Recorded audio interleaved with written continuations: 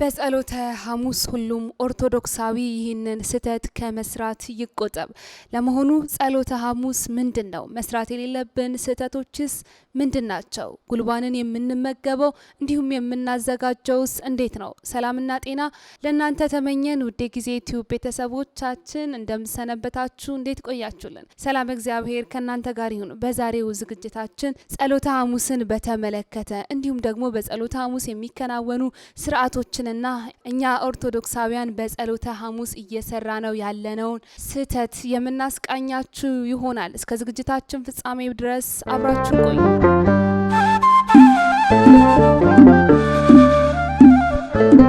እንግዲህ ቤተክርስቲያናችን እንደሚታወቀው ለሁሉም ስርዓቶቿ ምክንያት አላት። ምእመኗንም ሰብስባ ስርዓቶችን የምታከናውንበትን ምክንያት ታስተምራለች።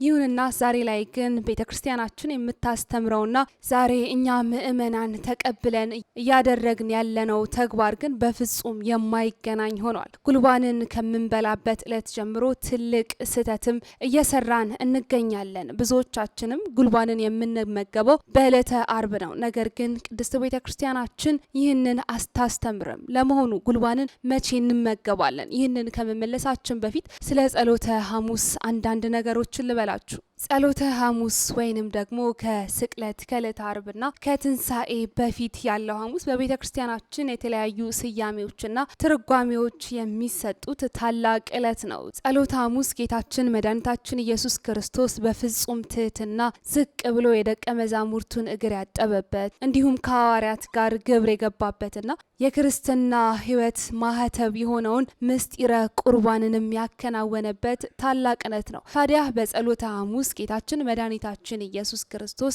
የሐዋርያቱን እግር ያጠበበት ዕለት በመሆኑ ይህ ዕለት ጸሎተ ሐሙስ እጽበተ እግር በመባልም ይጠራል። እጽበተ እግር እንግዲህ ጌታችን በዚህ ዕለት እናንተም ለወንድሞቻችሁ እንዲህ አድርጉ በማለት የደቀ መዛሙርቱን እግር ያጠበበት ዕለት በመሆኑ ነው።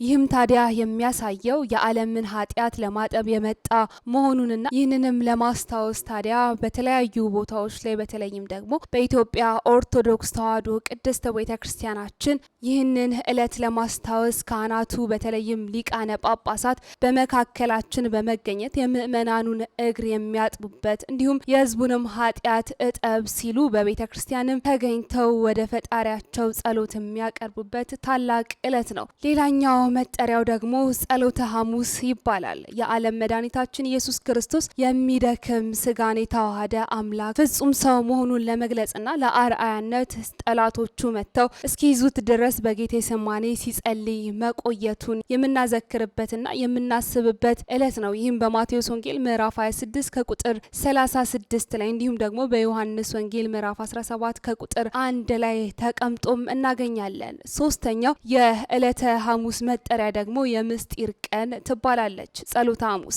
ከሰባቱ ምስጢራተ ቤተ ክርስቲያን አንዱ በዚህ ዕለትም ተመስርቶባታል። ይኸው ምስጢር ታዲያ ይህ ስለ እናንተ በመስቀል ላይ የሚቆረሰው ስጋዬ ነው፣ እባካችሁ ብሉ። ጽዋውንም አንስቶ አመሰገነ።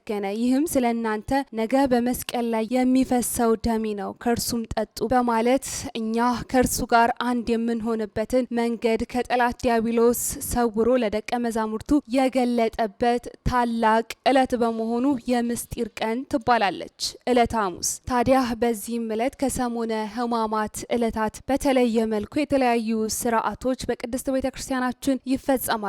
በዚህ ዕለት በተለየ መልኩ ስርዓተ ቅዳሴ የሚፈጸምበት ከሰሞነ ሕማማት በተለየ ታላላቅ ስርዓቶችና ክንውኖች የሚካሄድበት ታላቅ ዕለት ነው። በዚህም ዕለት ስርዓተ ቅዳሴ የሚቀደሰው በለሆሳስ ወይም በዝግታ ሲሆን እንደ ቃጭል በመሆንም የሚያገለግለው ጽናጽን ነው። ይህም አይሁድ ጌታችንን ለመያዝ ሲመጡ ድምጻቸውን ዝግ አድርገው በለሆሳስ እየተነጋገሩ መምጣታቸውን ለማሰብ ነው። ሌላኛው በዚህ ዕለት ላይ በቅዳሴው ላይ ኑዛዜ አይደረግም። ምክንያቱም ኑዛዜ አይደረግም፣ ነገር ግን ስርዓተ ቁርባን ይፈጸምበታል።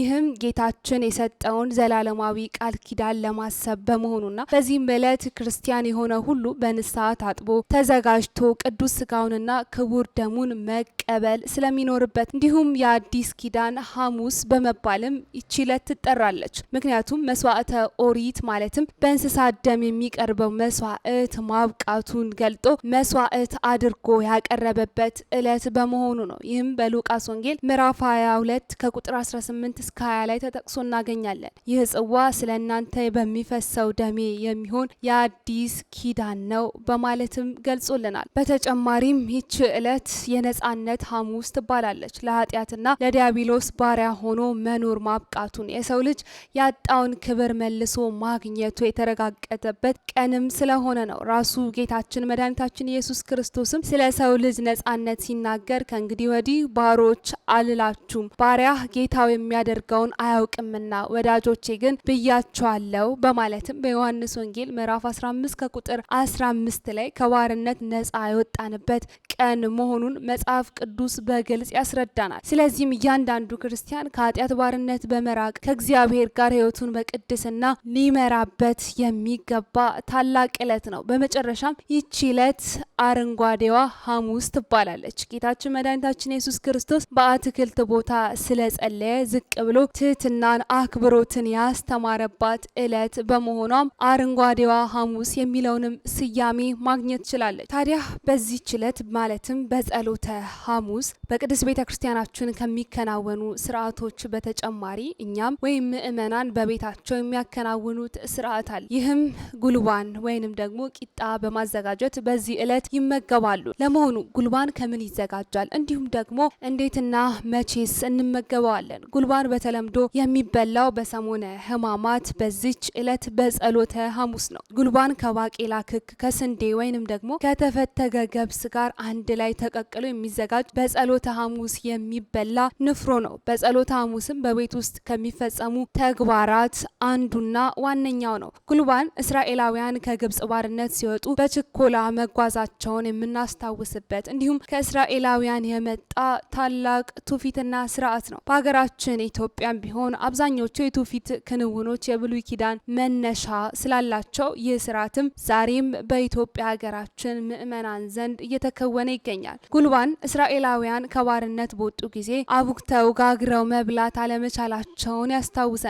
በወቅቱም ያልቦካውን ሊጥ እየጋገሩ ቂጣ መመገብ፣ ንፍሮ ቀቅለው ስንቅ መያዝ የመንገድ ተግባራቸውም ነበር። ይህንንም ታሪክ ለማሰብ በሰሞነ ሕማማት በተለይም ደግሞ በጸሎተ ሐሙስ ቂጣና ጉልባን ይዘጋጃል። በጸሎተ ሐሙስም የሚዘጋጀው ጉልባንና ቂጣ በእጅጉ ጨው ይበዛበታል። ምክንያቱም ደግሞ ጨው ውሃ እንደሚያስጠጣ ሁሉ ጌታችን መድኃኒታችን ኢየሱስ ክርስቶስ በመከራ ወቅት ውሃ መጠማቱን ለማስታወስና ለማዘከር ነው። ከዚህም በተጨማሪ ጉልባን ከብሉይ ኪዳን ወይንም ደግሞ ከእስራኤል ታሪክ ምሳሌነት በተጨማሪም የአዲስ ኪዳንን መታሰቢያ ነው። ጌታችን መድኃኒታችን ኢየሱስ ክርስቶስ በጸሎተ ሐሙስ ዕለት ምስጢረ ቁርባንን የመሰረተበትና የአዲስ ኪዳን ነጻነት የታወጀበት ቀን መሆኑንም ለማዘከርም እንጠቀምበታለን። በመሆኑም ይህ ስርዓት የተከናወነው በዕለተ ሐሙስ በዚች ታላቅ ዕለት በመሆኑ ጉልባንን የምንመገበው በዕለተ ሐሙስ ሊሆን ይገባል። ቅድስት ቤተ ክርስቲያናችንም የምታዘን በዕለተ ሐሙስ እንድንመገብ ነው። ነገር ግን እኛ በተለምዶ